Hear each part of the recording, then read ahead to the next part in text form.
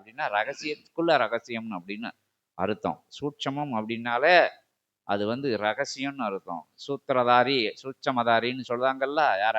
மகாவிஷ்ணு தானே எல்லா விஷயத்தையும் செஞ்சாரு. எங்க இருக்கு சுச்சி, எங்க இருக்குன்னா மகாவிஷ்ணு அவ்வளவு விஷயத்தையும் நிகழ்த்தினது. அது மாதிரி சூட்சமா ரகசியம் பூரா அவர்கிட்டக்குள்ளதான் இருக்கும். அவர் போய் கேட்டா தான் சொல்லுவாரு. இதுக்காண்டி நீ ஏங்க அதை அப்படி செய்யல, நீங்க இப்படி செய்யலன்னு அப்பந்தான் அவர் சொல்லுதாரு. இதுக்காண்டி தான் இப்படி செய்யல, அவன் என்னை கூப்பிடல, அதனால நான் போகல.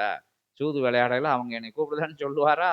பாஞ்சாலிட்ட இப்படி ஒரு விஷயம் இருந்தது, அதனால அங்க போக முடியல, அதனால இப்படிலாம் விட்டுட்டு கூப்பிடையில நான் வந்தேன். ஒவ்வொருத்தரும் விட வச்சிருக்காருன்னா அப்ப சூட்சமம் எங்க இருக்குன்னா ரகசியம் பரந்தாமனுக்குள்ள இருக்கு. அது மாதிரி இங்க சூட்சமம் வந்து சிவசூட்சமம். ஏன்னா நூலை சிவசூட்சமான்னு சொல்றாங்க. அதுக்குள்ள உள்ள தேவர்கள் கூட கண்டுபிடிக்க முடியாது. அந்த நூல் என்ன சொல்லுது அப்படிங்கிறத யாராலையும் கண்டுபிடிக்க முடியாது. இந்த நாங்க சொல்லுவோம்ல, எங்களை பத்தி எங்களுக்கே தெரியாது, அகத்திய பெருமான் நான் கொடுத்த ஆற்றல் அப்பா இது அப்படின்னு சொல்லுதாருல்ல. ஏன்னா நம்ம சித்த சபையோட ஆற்றல் என்ன, இது நாங்க ஆரம்பிச்ச சபையா அப்படின்னு நம்ம மானிட இயல்புல இருந்து என்னடா ஒரு சின்ன நந்தியை வச்சோம், 2 செம்பு தண்ணியை ஊற்றணும், அவ்வளவுதான் செஞ்சோம் அப்படின்னு தான் நம்மளோட மனோநிலை. ஆனா கொடுத்துட்டாங்க பிரபஞ்சத்துக்கு.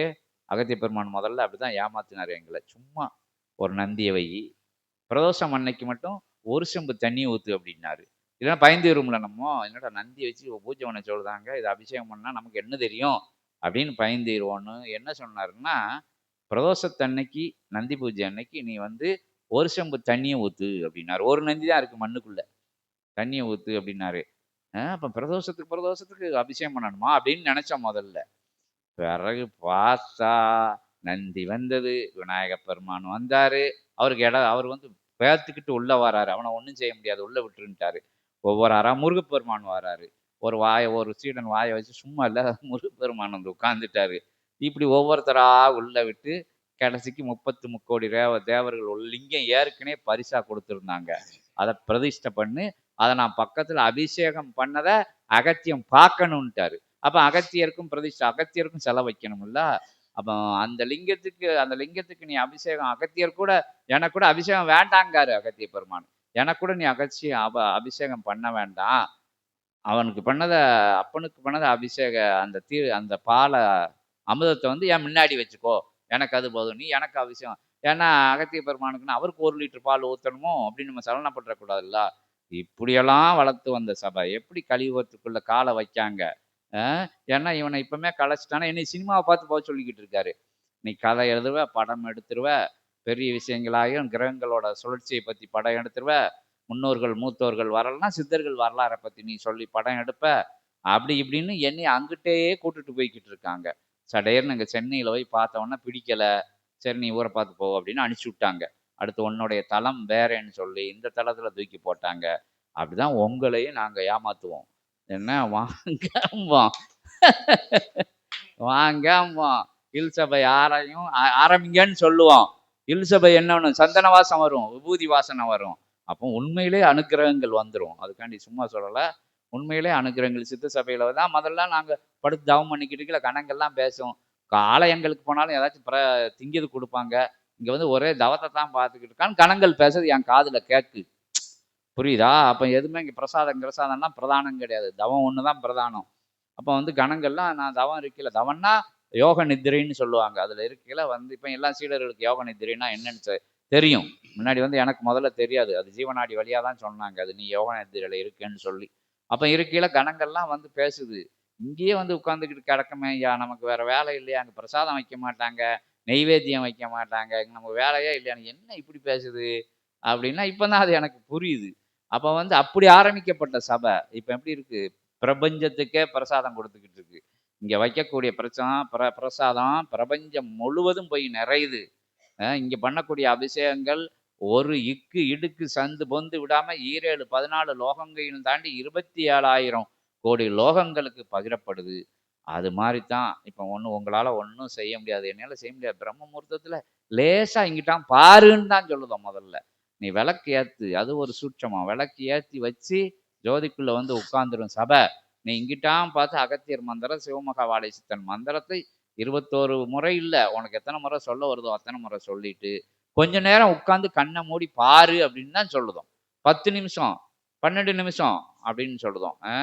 அரை நாளிகை, கால் நாளிகை அப்படிலாம் சொல்லுதோம் கொடுக்கார் அகத்திய பெருமானு. பிறகு நீங்க உட்காந்தான்னா, நீங்க தவத்துல உட்காந்தா எந்திரிக்க மாட்டியா. அவ்வளோ ஆற்றல் வந்துரும். உங்கள சூழ்ந்து 4 பேர் வந்து நீ சித்த சபைக்கு போறியாமே, அங்க என்ன நடக்கு? எல்லா பிரச்சனையும் இந்த வீடு நல்லா வெளிச்சமாயிருச்சா? ப என்ன மேட்டர் அப்படின்னு சொல்லி கேட்க ஆரம்பிச்சுட்டாங்க. ஒவ்வொரு வீட்டையும் கேட்க ஆரம்பிச்சுட்டாங்கல்ல. அப்போ விதி அம்சம் உள்ளவங்க உங்களோட இங்க வரையல. உங்களுக்கு இணைக்கு இணைக்கு துணைக்கு துணையாச்சு. அப்படிங்கல அப்படிதான் கிளைச்சபைகள் உருவாகிட்டு இருக்கு. இல் சபைகள் 4 பேருக்கு சொல்லல. அந்த கோயில்படியில வந்து ஒரே ஒரு அம்மா வந்து இங்க வந்தது. அதோட உடல்நிலைக்காக வந்தது. அது வந்து சிவசபை சீடராச்சு. சற்சங்கம் வீட்ல போடணும்னு சொன்னேல, கணவன் கூட முதல்ல வந்து அதுக்கு மறுப்பு தெரிவிச்சாரு. பிறகு அவருக்கே தெரிஞ்சு, அந்தணர்களே வேண்டாம், சிவசபைய கூட்டுவாங்க. ஒண்ணும் வேண்டாம். பால் காய்ச்சி வச்சுருவோம்ன்னு சொல்லி வச்சாரு. அதன் விளைவா அந்த அந்த அந்த கோவில் நகர்ல இருந்து ஒரு கூட்டம் வந்துகிட்டு இருக்கு. அது நாளைக்கு அங்க ஒரு பெரும் மாற்றத்த நிகழ போகுது. அப்படின்னு சொல்லிக்கிட்டு ஒவ்வொரு ஊர்லயும் ஒவ்வொரு விஷயங்கள் நடந்துகிட்டு இருக்கு. அந்த பெருமாள்பட்டிங்கிற ஊர்ல அந்த போய் அங்கேருந்து இப்போ ஒரு ஒரு குறிப்பிட்ட உறுப்பினர்கள் வந்துகிட்டு இருக்காங்க. அதன் தொடையா தான் இந்த நிகழ்வும் அப்படின்னு சொல்லி எங்கேயோ ஆரம்பிச்சு எங்கேயோ போகுது. முதல்ல செல்வராசு வந்தான் இங்க. இங்கேருந்து சொல்லப்பட்ட இங்க எல்லை பக்கத்துல இருக்க வந்து சொல்லப்பட்ட விஷயங்கள். இப்போ அது ஒன்றை தொட்டு, ஒன்றை தொட்டு, ஒன்றை தொட்டு ஒன்றா வந்து அவன் இங்கெல்லாம் பணி செஞ்சான். அங்க வேலை இருக்கு, இங்க வா. அங்க வேலை இருக்கு, இங்க வேலை இருக்கு. நானு என்னைய அங்க அந்த ஒரு பாட்டுல வரும்ல, அந்த ஊர்ல கூப்பிட்டாங்க, இந்த ஊர்ல கூப்பிட்டாங்கன்னு சொல்லிக்கிட்டே இருப்பான். ஆனா எப்படியும் இங்க வந்து பார்த்து குடுத்துருவான். என்ன? அந்த தொண்டு தான் அகத்திய பெருமானுக்கு வெளிச்சம் போட்டது, இந்த விஷயங்கள் செஞ்சது, வச்சது. அவன்லாம் முதல்ல லட்சக்கணக்கா இங்க துட்டு கேட்டு வந்தான் அகத்தியர்ட்ட. அ கேட்டு வந்தான். இப்ப வந்து சிவசபை சீடர் ஆயிட்டான். 14,00,000 கேட்டு வந்தான். 1 பைசா, 2 பைசா கிடையாது. அகத்திய பெருமான்ட்ட கேட்க வந்தான். ஆனா குடுக்கேன்னு சொல்லியிருக்காரு. அருளா குடுத்துக்கிட்டு இருக்காரு அத. அ இப்ப சீடர் ஆயிட்டான். இப்ப அத கேட்கதே விட்டுட்டான். அ கேட்கதே விட்டுட்டான். பெரும் புண்ணியங்கள் அவனால ஆரம்பிக்கப்பட்டிருக்கு. அப்படித்தான். அந்த திருச்சியில இருந்து ராஜபாண்டி கூட்டு வந்து பூபதிய விட்டாப்படி, அங்க ஒரு கிளைச்சபை உருவாக்குறதுக்கு காரணங்களா இருந்திருக்கான் அவன். எல்லாருமேவும் சிறு துளி பெருவெள்ளம் அப்படிங்கிற நிலையில தான் போய்க்கிட்டு இருக்கு. இங்க வச்சாரு அகத்தியர் கால. உலகம் ஃபுல்லா அப்ப கால வச்சுக்கிட்டு இருக்காரு. அதான் இந்த ஆசிகள் எல்லாம் சொல்லிக்கிட்டு இருக்காங்க. தெய்வீக நிகழ்வுகள் எங்கனாலும் நிகழும். அ அவர் வரலையா? சிறைக்குள்ள ஒரு ஆள் பிறந்து வந்து எத்தன பேர சிறை மீட்டாரு. எத்தன யுகம் மாற்ற நிகழ்வுக்கு எப்படி பாடுபட்டாரு. நம்ம வேற விஷயத்துக்குள்ள போக வேண்டாம். சிறைக்குள்ள தான கர்ப்பம் தரிசி வந்தாரு பரந்தாமன். என்ன விஷயங்கள்லாம் செஞ்சாரு. என்ன சூட்சமங்கள்லாம் அ செஞ்சாரு. அ எல்லா விஷயங்களும் எங்க இருந்து உருவாக்கப்படும், அப்படி எதுல இருந்து அ எழு உருவாகும் அப்படின்னது கிடையாது. யார் வீட்ல இருந்து உருவாகணும்? காரணங்கள், காரியங்கள் எப்படி வேணாலும் நடக்கும். காரணமின்றி காரியங்கள் இல்லம்பாங்க. எந்த சீடன் வழியாகவும் யுகம் மாற்றம், பெரிய கிளைச்சபைகள் உருவாக ஒரு சின்ன தூண்டுதல் இருந்தா போதும். ஏன்னா, அது மன நிறைவோட செய்யல. அந்த பெருங்கூட்டங்கள் செய்யக்கூடிய புண்ணிய நிலைகள், புண்ணிய காரியங்களெல்லாம் அத அறிமுகப்படுத்தின சீடர்களுக்கு வந்து சேரும். இல்லத்தரசிகளுக்கு வந்து சேரும். சிறுவர், சிறுமியர்களுக்கு வந்து சேரும். சின்ன பிள்ளையெல்லாம் வந்து எல்லா முயற்சியும் பண்ணியிருக்கு. அதாவது அந்த அந்த பையன் வந்து மிஸ்ட்ட போய் சொல்லியிருக்கான். இவர் பையன் வந்து அது தங்கச்சி, அதனால அவர எழுப்பி விடுதேன். அவர் பையன் வந்து அவர் மிஸ்ட்ட போய் கேன்வாஸ் பண்ணியிருக்கான் சபைய பத்தி. அவங்க வாரேன்னு இருக்காங்க சபைக்கு. ஆனா தடைகள் பட்டு வருது.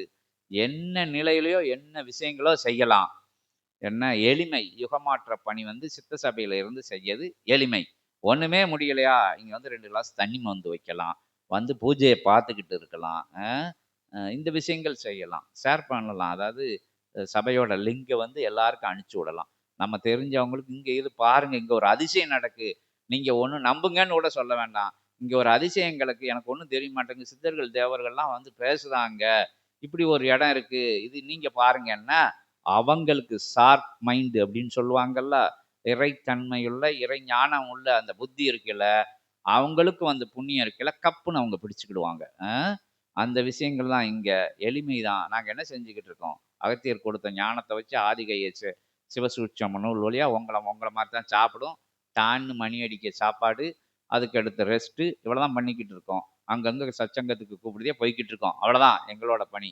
அதெல்லாம் பிரபஞ்சம் உள்ள இருந்து பார்த்துக்கிட்டு இருக்கு. எங்களுக்கு இடர் விடாதா? இன்னல் வராதா? துன்பம் வராதா? துயரம் வராதா?